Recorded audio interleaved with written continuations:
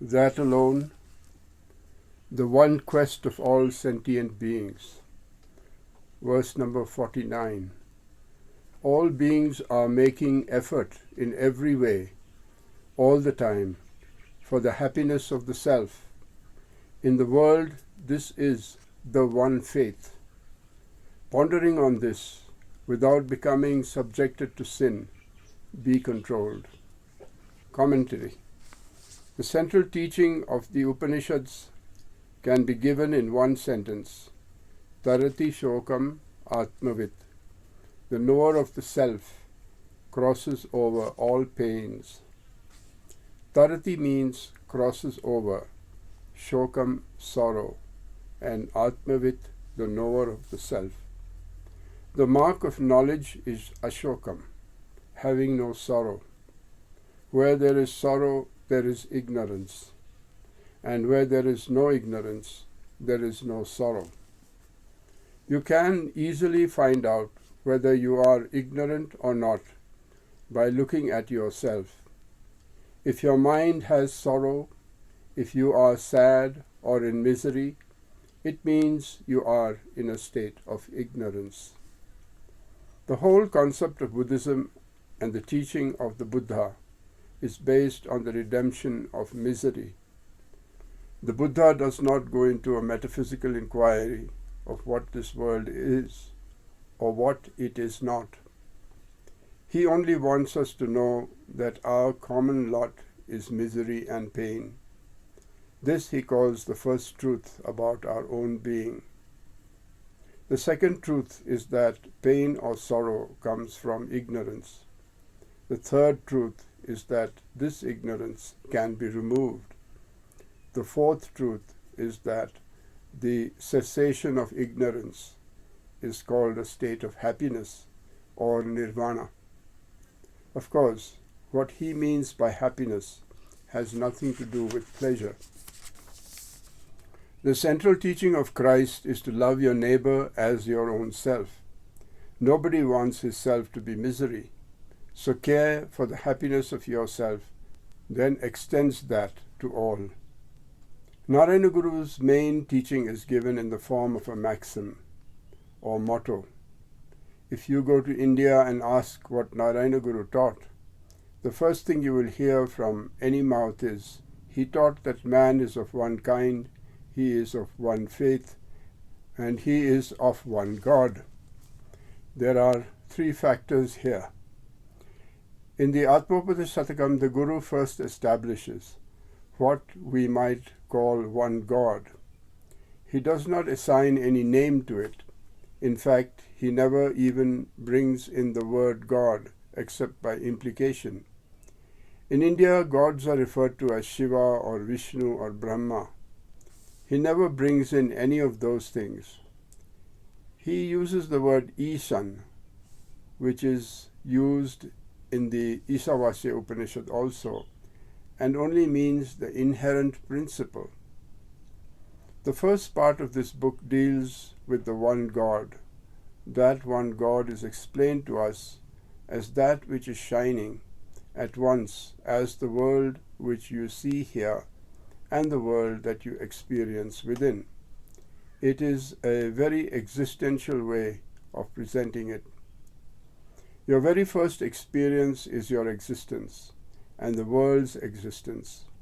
If you take the world that you see out there together with what you experience within, bracket them as one whole, and then consider the reality of it, you can reduce it to one fundamental principle, which is an unchanging reality that has within it the scope for continuous change. You see it inside as the stream of consciousness and outside as the changing phenomena. This is how the Guru first presents it. Then he takes it further and gives both a structural as well as functional explanation of it.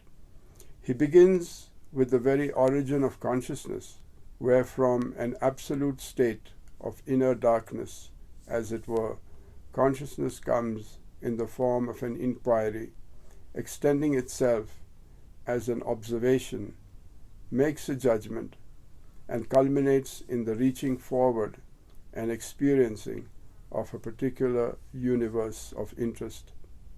Then it moves on to the next universe of interest.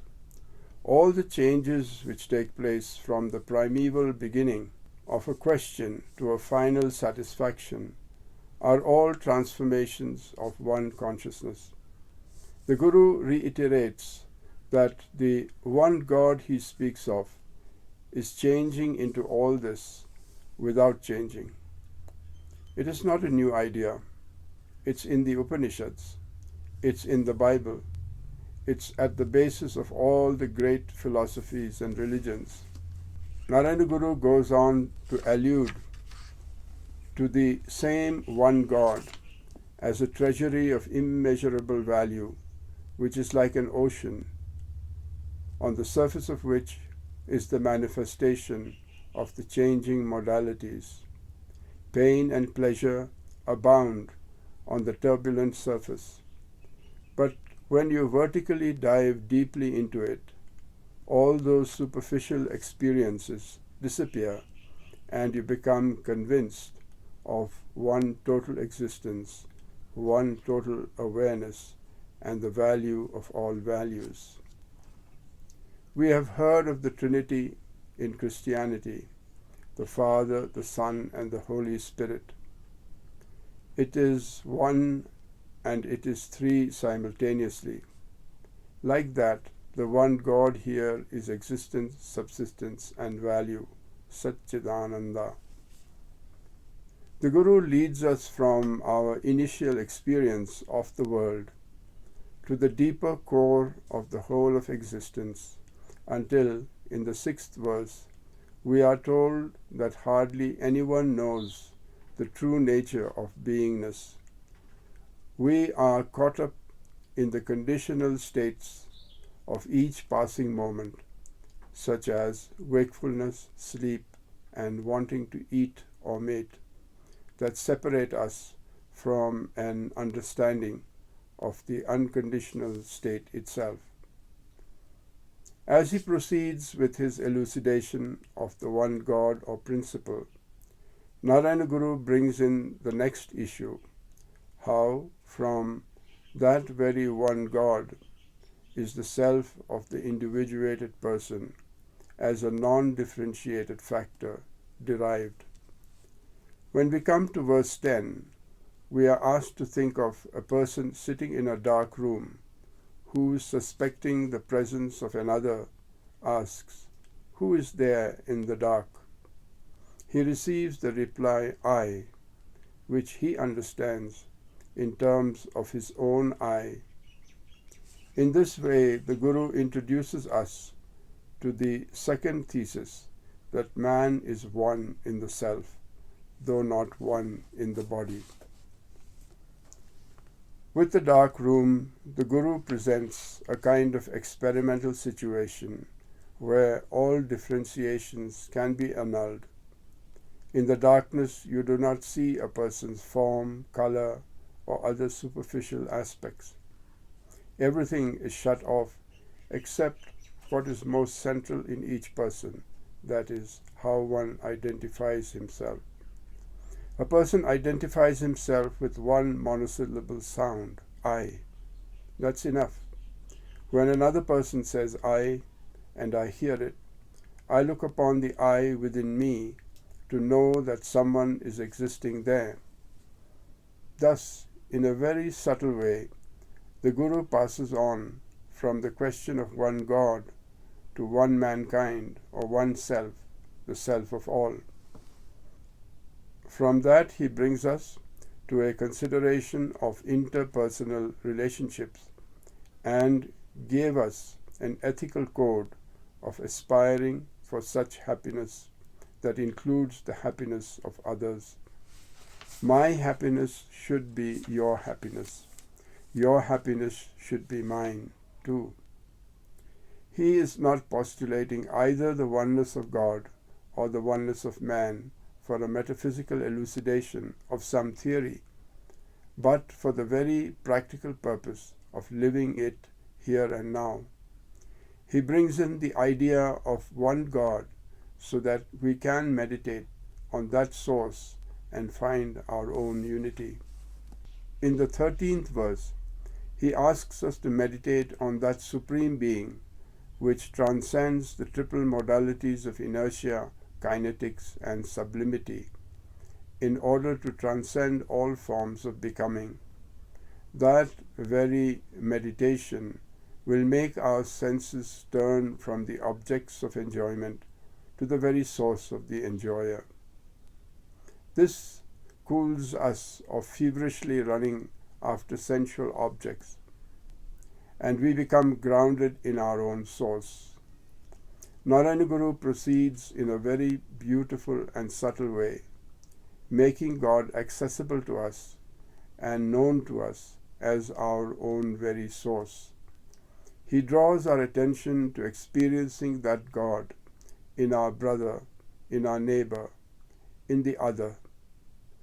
On proper consideration, the other is not an other. He uses special words to express this, like aparan, one who seems to be the other, but on consideration is not. Then the Guru develops the third aspect regarding differentiations of opinions. He focuses on the structure of the mind and how it functions both analytically and synthetically, how it has an a priori function and an a posteriori one, how it stands by the non-differentiated knowledge which is presented in a word like this, and from there how it goes off on the tangent of its qualification. The qualifying or the specifying aspect takes us to the individual, to the particular, to the details and the effects. On the other hand, consideration of that which is the same in all takes us to the primeval cause. We can gather our thoughts from the many to the one and find our unity. After explaining to us how we can either be experiencing the separate entities or the one, he also gave a correlation by which we can have a coordinated understanding of the many and the one as part and parcel of one life. From that he brought us two possibilities. One is when the vaporous substance of our breath strings together many organs and keeps us bolted together as one piece. We become identified with the physical body and feel our separation from everyone else. We become ego-centered. By being ego-centered, we become motivated by pain and pleasure. In this there is every likelihood of our rejecting or turning away from the other. The alternative possibility the Guru gave us is something like even a person of no understanding, in a very instinctive way, accomplishes. It is to go beyond the limit of the body and see our happiness as joined with the happiness of the other. There can be a unitive understanding in the very common man and even in animals. A dog loves its master, and in that love transcends its own bodily limitations. It is very much influenced by the moods of the master. If even a dog can understand its unity with other beings, the superior man can certainly have a much better appreciation of this unity.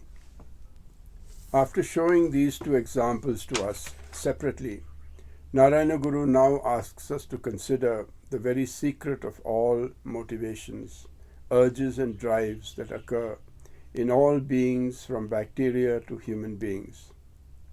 If you observe any species at any time, in any action situation, the primary motive is to move from a state of uneasiness to one of easiness, from discomfort to comfort, from maladjustment to better adjustment, from chaos to order, and from disharmony to harmony. This is a movement within the consciousness of all sentient beings. We were taught earlier that the self we speak of is that great knowledge which remains hidden within this seeming darkness. The consciousness we experience on the surface is only a tiny speck of the greater knowledge that remains hidden from us in the unconscious. We were also told that the world we see here is nothing but a manifestation of that supreme knowledge. We come to know this knowledge through its gradual manifestation and growth. After a very long period of development, our earth was able to produce life, which became more and more organized through various stages. Its culmination so far is the human mind, with its very specialized sense organs, supplemented by a higher understanding in which there is a mathematical unity on par with the mathematical harmony of the whole universe. Without leaving its own room, by its own meditations and calculations, that mind can see clearly how the moon moves around the earth and how the earth and other planets move around the sun. It can devise a mathematical instrument that can be accurately propelled from the earth to any other object in the solar system, or even sent beyond it to wander among the stars. How does it do it? The cosmos out there, the macrocosm, is regulated by certain laws which can be reduced to mathematical terms.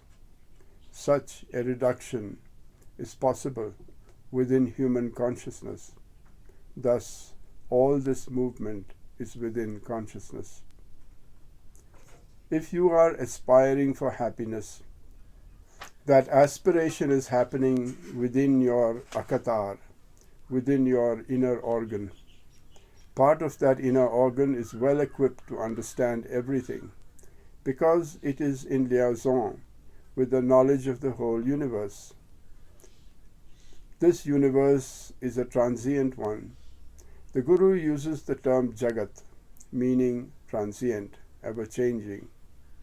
In all its changing, it has a changeless law. Through the advancement of mathematics and physics, we have come to know that the original matrices, the norms of measurement, which were used in studies like plane geometry, are no longer applicable once we go beyond the local stretch of space and time. We have evolved and are evolving a new methodology which focuses on the relationships between bodies moving at different velocities in different directions. By bringing in a topological approach, our understanding of the movement of another body in another plane means we have found a way to transcend changes and movement. Using this kind of a mind with its new eye, when you look at the changing world, you see that all people, all beings, at all times, and in all their endeavors, are motivated by this one drive for happiness. Narayana Guru says, know that to be the only religion. He builds up the whole thing in such a wonderful way that you can never escape its impact. If it is true that we are of one God, if we are of one kind, and if our drive is for one happiness, then restrain your mind so that you won't go off on a tangent when you differentiate your brother from you, where you alienate your happiness from the happiness of another. That will bring you to the mainstream of the happiness of all. Here the teachings of Christ, of Buddha, of Lao Tzu, all teachings and no teachings converge into one understanding, fully coordinated, fully correlated, unified. Now we have a body of knowledge given to us in these 49 verses. The Guru uses another 50 verses to be a part of our life. Then he uses one final verse to sum everything up. That makes the total 100 verses. With this 49th verse, we close the section which may be called the pure aspect of the teaching. From the 50th on, we step into what we call the applied aspect. The application begins with the next verse. And the free translation of verse 49 is as follows. All beings at all times, everywhere, are exerting themselves to attain happiness. This quest for happiness is the one single religion in the world, of which no one has any dispute. Knowing this, one should not be lured into the sin of fighting one's own fellow beings.